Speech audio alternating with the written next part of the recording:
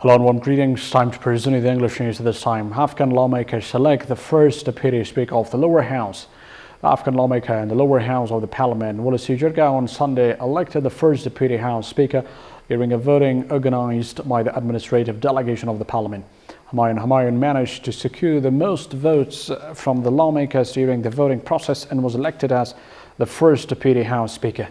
At least 116 lawmakers were present in today's general session of the parliament, with Humayun receiving 110 votes to win the first deputy house speaker seat. Nazir Ahmadi and Humayun were the two nominees for the first deputy house speaker seat. However, MP Ahmadi did not secure the required votes to win the seat. Meanwhile, the election process for the second deputy house speaker is expected to be organized during the Monday session.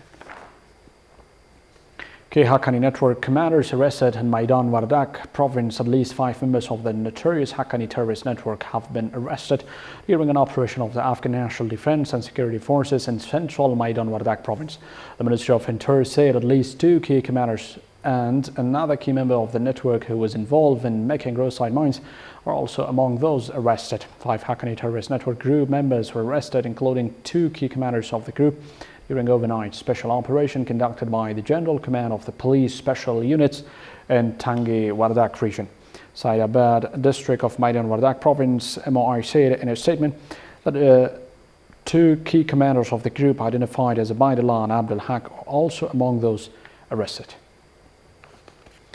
It opens the door for President Xi Jinping, who will have his second 5-year term as party chief, approved later this week to remain in power indefinitely. The country's ruling Communist Party put forward the constitutional amendment last month, and it was passed by loyal party members on Sunday.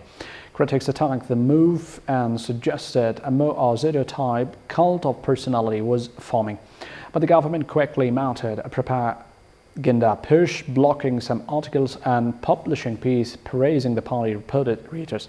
The limit of 2 5-year presidential terms was written into China's constitution after Mao's death in 1976 by Deng, who are recognized dangers of one-man rule and the cult of personality, and instead espoused collective leadership.